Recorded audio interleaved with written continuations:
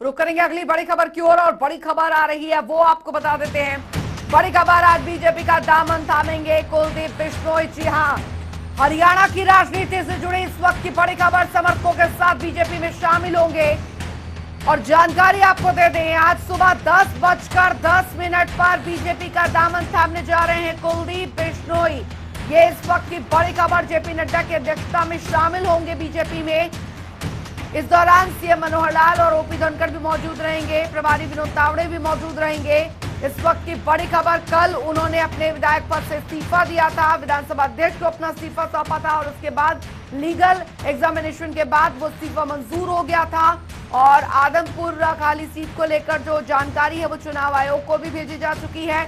और फिलहाल अब आज जो सबसे बड़ी खबर ये है, 4 तारीख, जिसका ट्विटर पर ऐलान कुलदीप बिश्नोई ने 2 दिन पहले ही कर दिया था, 4 अगस्त 10:10 और आज वो दिन आ गया है जब 10:10 पर कुलदीप बिश्नोई ऑफिशियली जो है वो बीजेपी में शामिल हो जाएंगे।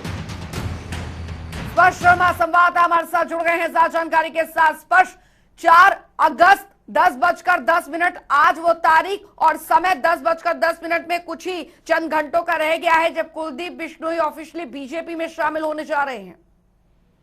देखिए, बिल्कुल कुलदीप बिश्नोई बीजेपी में जरूर आज शामिल होते हुए नजर आएंगे, लेकिन समय आज वो 10 बजे के होगा या फिर 11 बजे होगा, इसके लिए इंतजार करना होगा, क्योंकि अभी औपचारिक रूप से भारतीय जनता पार्टी की तरफ से समय जो है नहीं आया कि कितने बजे आखिरकार कुलदीप बिश्नोई भारतीय जनता पार्टी में शामिल होते हुए नजर आएंगे। क्योंकि मुख्यमंत्री के दिल्ली दौरे की बात करें तो 11 बजे मुख्यमंत्री दिल्ली पहुंचते हुए नजर आएंगे। ऐसे में हो सकता है कि उसी के बाद कुलदीप बिश्नोई ऑफिशियली जो है भारतीय जनता पार्टी में शामिल होते हुए नजर आए।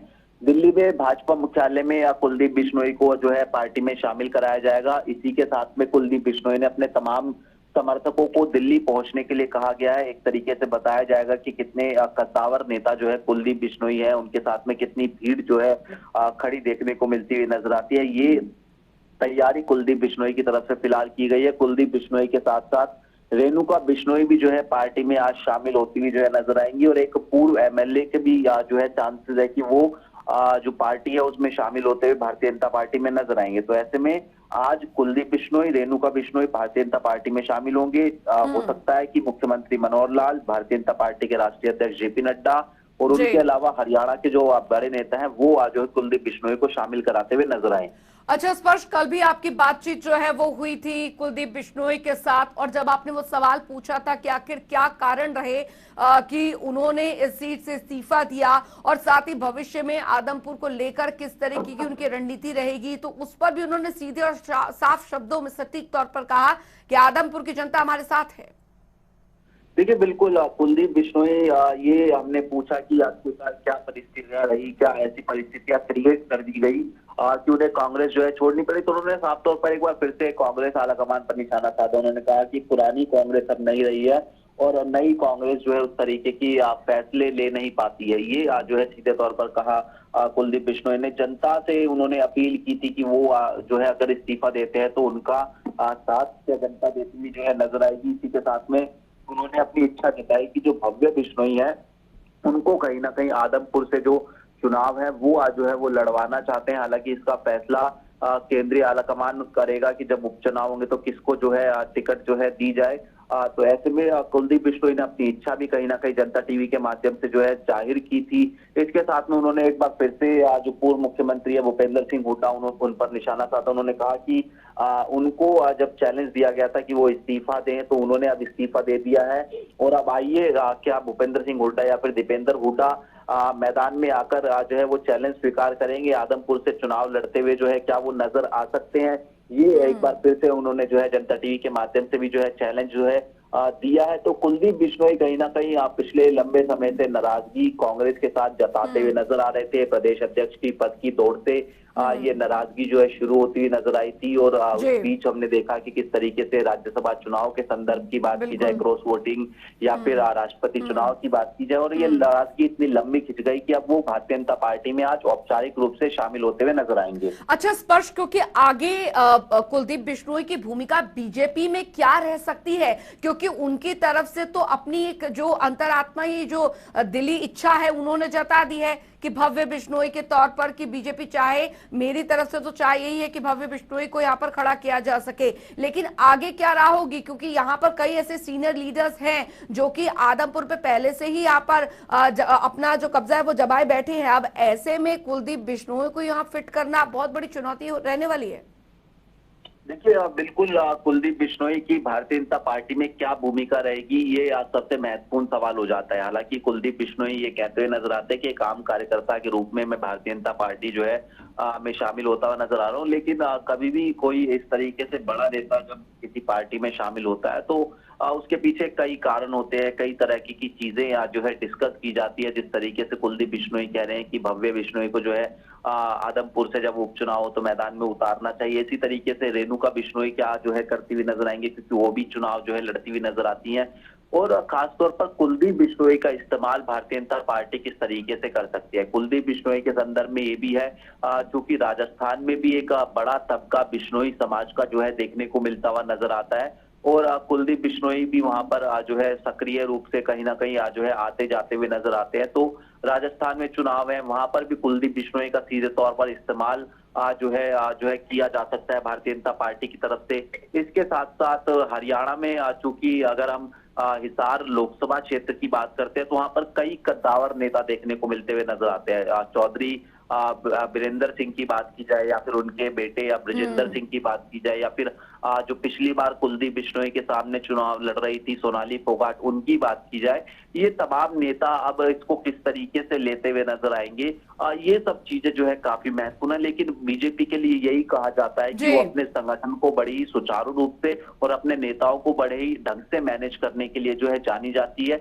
तो ये सब चीजें क्या मैनेज हो पाएंगी, ये भी चीजें देखने वाली रहेंगी। स्पष्ट जाहिर तौर पर बीजेपी में अपने अंदर खाने में किस तरीके से कुलदीप बिश्नोई को फिट करना है, ये तो बहुत बड़ी चुनौती है। लेकिन एक और यहाँ पर हरियाणा की राजनीति से जुड़ी तस्वीर जो है वो ये भी है कि गठबंधन में सरकार चल रही है। अब ऐसे में जेजेपी का क्या रुख रहता है, और खासकर जब आदमपुर में उपचुनाव होंगे वहां पर जेजेपी क्या पार्टी के साथ मिलकर यहां पर लड़ेगी, ये यहां पर देखना होगा। कुलदीप बिश्नोई का सपोर्ट करेगी जेजेपी? देखिए बिल्कुल निश्चित तौर पर कांग्रेस की बात की जाए या फिर जेजेपी की बात की जाए या फिर जो कुलदीप बिश्नोई के ही परिवार के लोग हैं, जिसमें सिद्धार्थ बिश्नोई की बात की जाए, ये क्या लोग जो है सामने नहीं होंगे। चंद्रमोहन बिश्नोई की बात की जाए, ये लोग क्या सामने नहीं हो सकते कुलदीप बिश्नोई के, क्योंकि कुलदीप बिश्नोई ने भारतीय जनता पार्टी में शामिल होने का फैसला लिया है। लेकिन अभी कुछ उनके परिवार के लोग हैं, चंद्रमोहन बिश्नोई, सिद्धार्थ बिश्नोई, वो जो है उनका स्टैंड क्लियर नहीं है। तो क्या भविष्य में ये भी चुनौतियां जो है देखने को मिलती हुई नजर आ सकती हैं। हालांकि जननायक जनता पार्टी की जहां तक बात है तो वो जो है जब चुनाव आएंगे तो किस तरीके से क्या साथ लड़ने का फैसला लिया जाएगा, अलग लड़ने का फैसला लिया जाएगा, साथ अगर जननायक जनता पार्टी लड़ती है तो कितनी सीटों पर जो है साथ लड़ा जाएगा, ये सब चीजें कहीं ना कहीं भविष्य में छुपी हुई हैं। और इससे पहले हमने देखा था कि किस तरीके से जब अभी हाल ही में निकाय चुनाव हो रहे थे तो पहले भारतीय जनता पार्टी ने फैसला लिया था कि वो अकेले निकाय चुनाव लड़ती हुई नजर आएगी, जब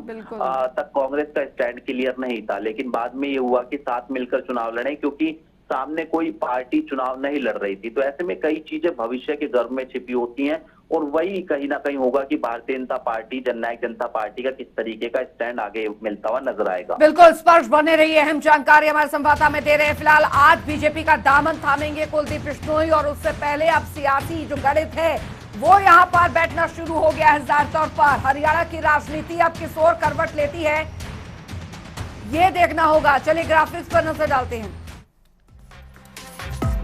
तो बीजेपी का दामन थाम रहे हैं कुलदीप बिश्नोई। आज वो दिन, वो तारीख, हरियाणा में बदलेगा सियासी समीकरण, इसका गणित अब पूरी तरीके से आगे भविष्य में क्या दिखाता है देखना होगा। इस्तीफे के बाद आदमपुर सीट पर उपचुनाव होने हैं और आसान नहीं होगा आदमपुर में उपचुनाव, इस बात का पता सबको है। लेकिन कांटे की टक्कर जरूर होगी, कुलदीप की राह में कांटा बनेंगे कई बीजेपी नेता। तो बिश्नोई के खिलाफ है कई बीजेपी नेता, जिसकी वजह से कई बार बयानबाजियां भी हुई हैं, और चौधरी बीरेंद्र सिंह, सोनाली फोगाट विरोध में बयान जो है, सवाल जो है वो उठा चुके हैं। दुष्यंत चौटाला से भी बिश्नोई को चुनौती मिलनी संभव मानी जा रही है। बीजेपी जेजेपी गठबंधन में लड़ सकते हैं उपचुनाव, संभावनाएं हैं अभी। आदमपुर में बदलेगी राजनीतिक परिस्थितियां। बिश्नोई हो सकते हैं गठबंधन के उम्मीदवार, लेकिन उन्होंने ये उम्मीद की है कि उनके बेटे को जगह दी जाए। सोनाली फोगाट पैदा कर सकती है मुश्किलें। 2019 में बीजेपी की उम्मीदवार थी सोनाली फोगाट। तो कुलदीप बिश्नोई ने 24 वर्ष में तीसरी बार अपना जो पाला है वो बदल रहे हैं। 2015 में भजन लाल के सीएम ना बनने के बाद नाराज हो गए थे। उसके बाद 1998 में कुलदीप बिश्नोई की राजनीति जो थी वो उसका आगाज हुआ था दरअसल, और 2 साल तक बागी तेवर अपनाने के बाद अलग पार्टी बनाई।